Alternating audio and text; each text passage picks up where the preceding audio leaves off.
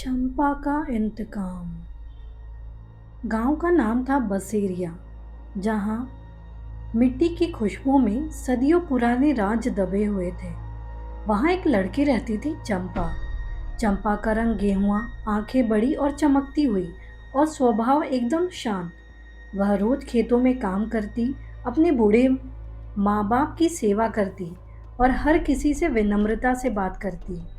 लोग कहते थे चंपा तो देवी है, जीती जागती देवी।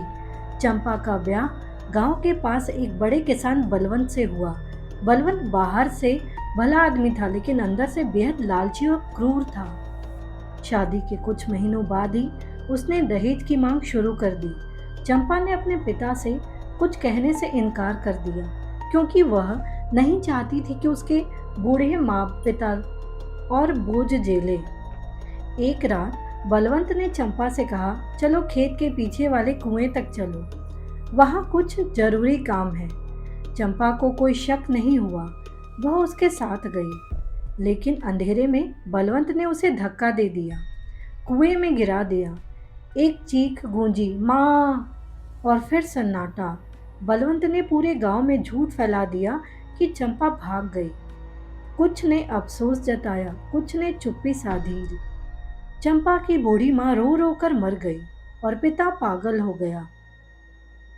लेकिन कहानी यहीं खत्म नहीं हुई। 6 महीने बाद उसी कुएं से अजीब घटनाएं शुरू हुई। रात के समय कोई कुएं पर रोता सुनाई देता। कोई सफेद साड़ी में औरत दिखती जो कहती, मेरा गहना कहाँ है, मेरा जीवन क्यों छीना। गांव वालों ने तांत्रिक को बुलाया, कुआं सील करवा, लेकिन कुछ नहीं बदला। गांव की लड़कियां बीमार पड़ने लगी। नवविवाहिताएं डर के मारे घरों से नहीं निकलती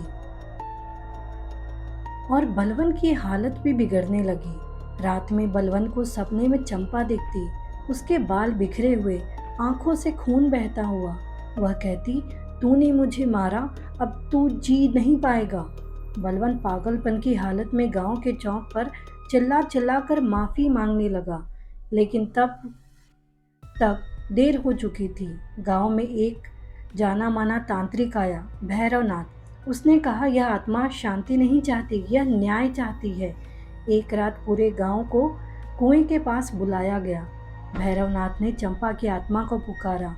अचानक ठंडी हवा चलने लगी, पेड़ हिलने लगे और कुएं से सफेद धुएं में लिपटी एक औरत निकली, चंपा। उसकी आंखों में आंसू थे, लेकिन चेहरे पर आग। वह बलवंत के पास आई और बोली, माँ बाप की लाज, पति की इज्जत, सब कुछ चाहा मैंने, और तूने क्या किया। बलवंत बेहोश होकर गिर पड़ा। अगले दिन उसकी लाश कुएं में तैरती मिली। चंपा की आत्मा ने भैरवनाथ से कहा, अब मुझे कोई गहना नहीं चाहिए, मुझे मेरा नाम चाहिए, एक जगह जहां बेटियां सुरक्षित हो और औरतों की इज्जत ना कुचली जाए। गांव वालों ने कुएं के पास एक मंदिर बनवाया, चंपा माता का स्थान। वहां हर साल लड़कियों की पढ़ाई, शादी और सुरक्षा की कसम ली जाती है। आज भी लोग कहते हैं, अगर किसी लड़की पर अन्याय हो तो चंपा माता देख रही होती है। यह सिर्फ डर की कहानी नहीं है, यह न्याय की कहानी थी। चंपा एक भूतनी नहीं थी, वह एक प्रतीक थी उन औरतों की जिन्हें इस समाज ने बार बार कुचला, लेकिन वो वापस आई अपने इंसाफ के लिए।